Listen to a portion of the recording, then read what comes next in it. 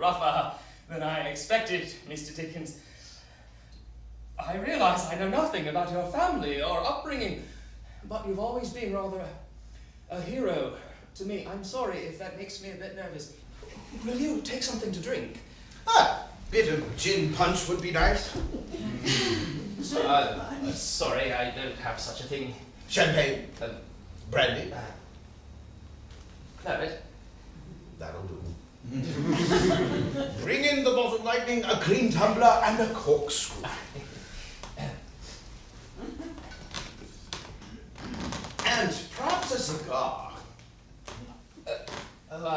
I abhor the smell of tobacco, but I understand it may have beneficial uses, so you may step outside if you wish to smoke. Perhaps later. It's a regrettable habit.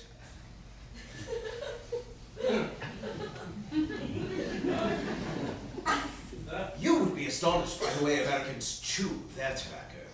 The floors and pavement in the United States are awash in a sea of brown, slimy spittle. I read your American notes. It sounds like a dreadful place, America. Indeed it is. To your health, sir. And yours, sir.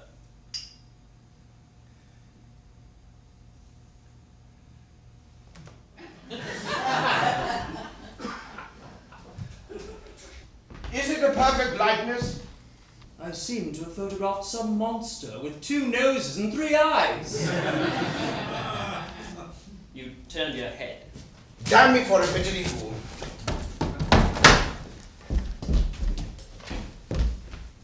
What's that for? Put 6 in it. Why?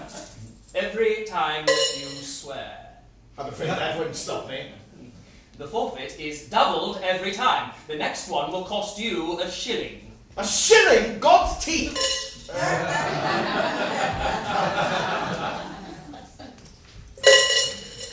Well, this will be an expensive afternoon. An unfinished poem, Phantasmagoria, in which a man discovers a mischievous ghost in his bedchamber. Is it better than Jacob Marley visiting Ebenezer Scrooge? Well, is it? No. Next.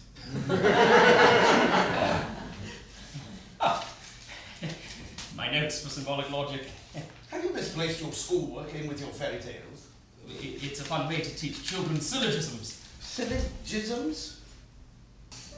A series of logical statements that point to an obvious conclusion. Proceed with caution. Here's an example. 1.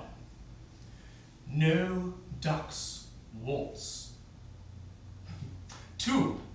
No member of the royal family ever declines to waltz. 3. All my poetry are ducks. Therefore,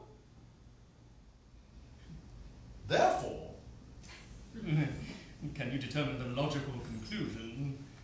If I could, I should be the proudest boy in the school. But alas, I am unlearned. None of my poetry are members of the royal family.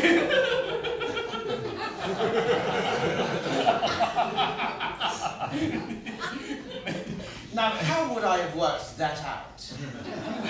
It's quite simple. A equals ducks. B equals poetry, C equals members of the royal family, D equals willing to waltz. So, if A doesn't equal D... You've lost me, Professor. Next.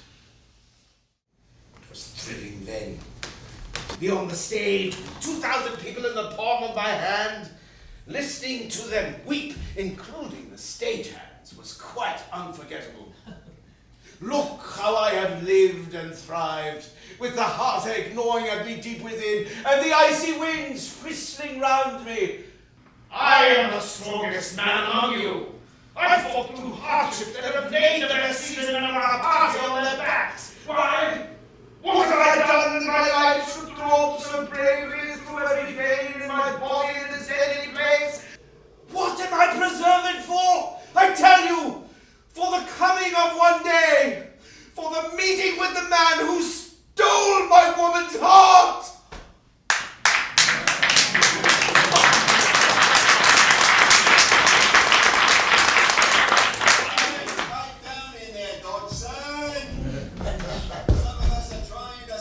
me! Oh, study. Trying to sleep, more likely. They make all their noise at night. Ah, the rebels are the undergraduate.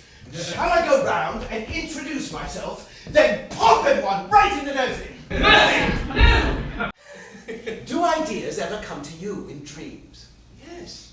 In fact, I've invented a device for making notes in the dark, so that when you wake up with an idea, you don't have to light a candle to write it down.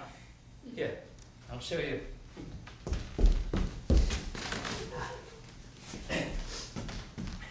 You slide a piece of notepaper into the frame.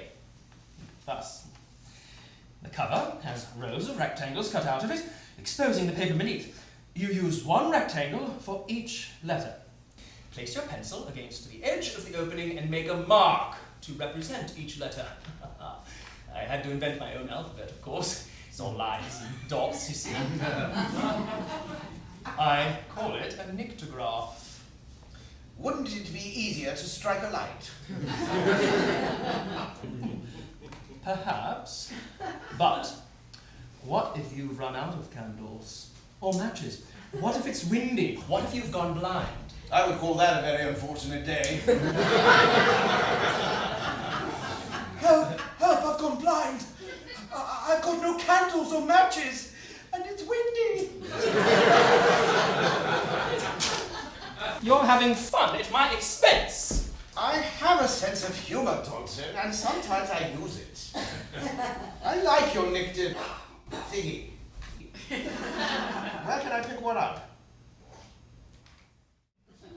So no one will ever unlock your darkest secrets? Forster will publish my biography after I'm dead. All will be disclosed. Even the truth about your secret actress friend? What? How dare you! Forgive me, Mr. Dickens, but why else would you go to such lengths to suppress the fact that you were traveling with her on that trip? I'm sure if it were innocent, there would have been no need to keep it a secret. Gossip, as you well know, can be tremendously damaging. I am a national treasure. And frequently a fundraiser for charities. I cannot allow my character to be brought down by malicious attackers. It would ruin me and the foundations I support. Gossip is not the same thing as scandal. Don't pretend you don't know the difference. They're not lying about you. Those rumors are true, aren't they?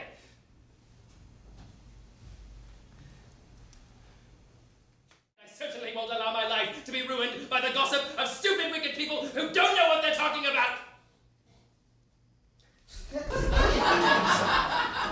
Just sit down. Speak to him. There's a good chap. Please stop that.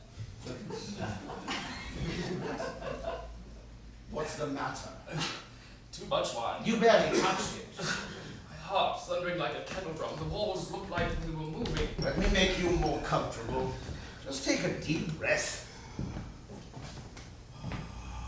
I don't know what came over me. Keep your eyes closed, please. Hands down. You see that staircase there leading down? Staircase? Let's walk down the stairs together. Count the steps with me.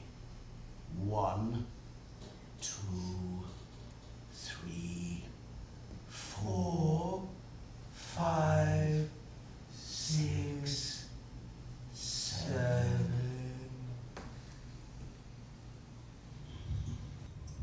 Oh. Curious, though. What's happened to me? I don't recognize anything. I wonder where I am.